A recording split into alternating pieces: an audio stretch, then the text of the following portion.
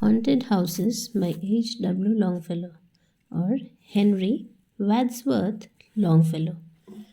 So here we shall discuss it line wise, and any other further explanation will be done in another video. The first stanza: all houses wherein men have lived and died are haunted houses. Through the open doors the harmless phantoms on their errands glide, with feet that make no sound upon the floors.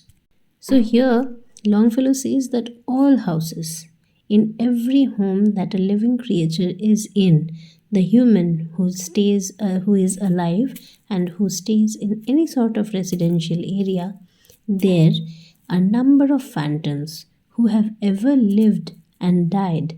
So they don't leave those spaces, and so every house, every space is full of such haunted creatures. It is not haunted because they are scary, but it is haunted because their presence is there. It is full of their presence. Through the open doors, the harmless phantoms on their errands glide. So you have open doors, windows, so the entry, exit is no distinction for them. And they move about freely around you. And they mind their own business. They are not scary, they are not there to disturb you, but they fail to leave this human world. And they don't want to leave it. And therefore, they stay back. And that's why the phantoms, the ghosts, the apparitions, whatever we call them, they are still present in the same spaces where they used to be when they were alive. So they are harmless. So it has nothing to do with our perception of ghosts, the scary part, but it is to here Longfellow wants to completely remove the scary concept, the concept of fear about the ghosts. And then he says, with feet that make no sound upon the floors. So as if they are airborne, they don't make any sound on the floors. Their footsteps cannot be heard.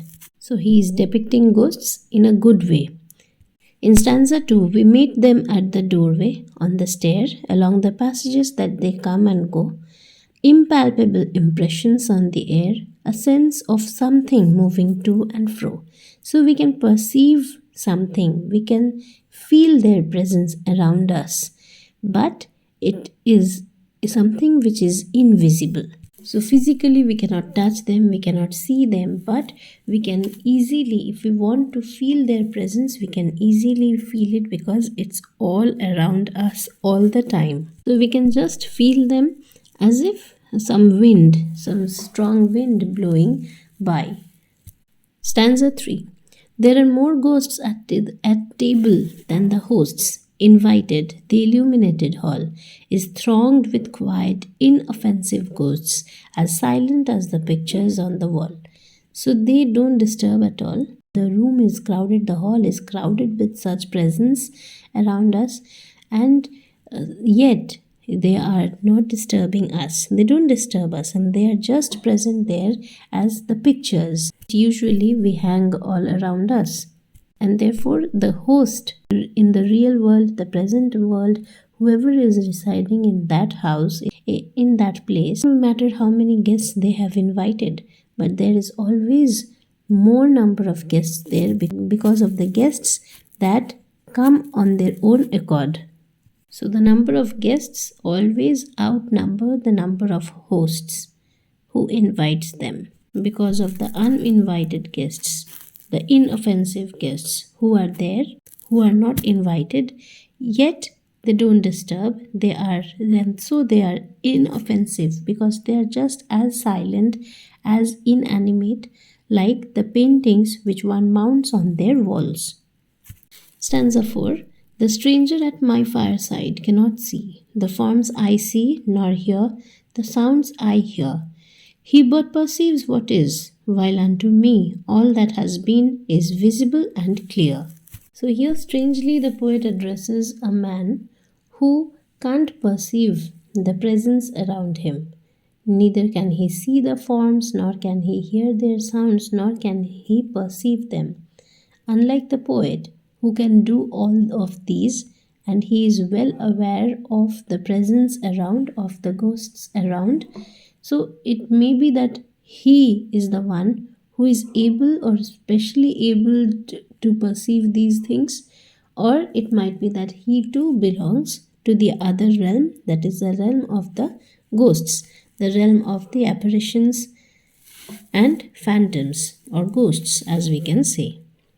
Now, the next one, we have no title deeds to house our lands, owners and occupants of earlier dates, from graves forgotten stretch their dusty hands, and hold in mortmain still their old estates. So here he says that the ghosts no more own any possession any in the material world, in the real world, in the world of the living, yet they are unable to leave the lust or the lingering attachment with the home, with their residence, and therefore they still long to be there and they keep themselves attached. So even from their graves they have their longing and special attraction towards their once occupied home lands, and therefore it seems as if the poet is talking from the point of view of the ghosts or on their behalf, and he says that they don't own anymore any deed, any agreement, or they don't hold the ownership of any such plot or land or estate. They might be as old as the fact of their death has also been forgotten, their graves have been forgotten by people, yet even those ghosts of such remote past still cling to their belongings and they still feel too attached to leave them. And so such hands of the past are holding the mortmen that used to belong to their estates. Then the spirit world around this world of sense floats like an atmosphere, and everywhere wafts through these earthly mists and vapors dense a vital breath of more ethereal air.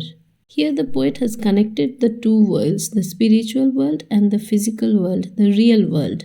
He says that the spiritual world and the material world are more closely tied or interconnected than one actually perceives or knows it to be. It is through the mists and vapors of this earth that the ghosts and phantoms find a way to slip into the human dimension. So the world of sense is the physical world, the real world, and the spirit world is the world of the spirits. And it is just as perceivable as atmosphere around us, just present everywhere and everywhere around us, like small breezes in and around us. Our little lives are kept in equipoise by opposite attractions and desires, the struggle of the instinct that enjoys and the more noble instinct that aspires. The human life is kept in equipoise as a perfect balance is being maintained between human desires and their attractions or their temptations. Humans juggle between desire and ethics, and they struggle against their ethics. They try to achieve great deeds, great things, while fighting against their primal nature. In a way, humans tend to give in or surrender to their temptations, but spirits have no reason or interest in anything else other than clinging to their mortal properties.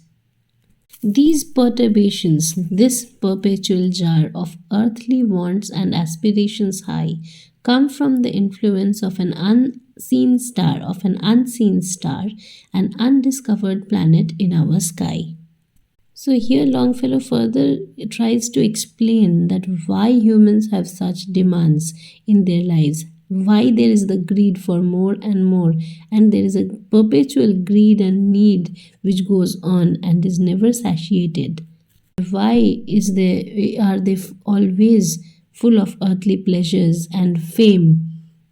Perhaps there is an unexplored, unknown, invisible star that determines this, that keeps on these temptations alive in the humans.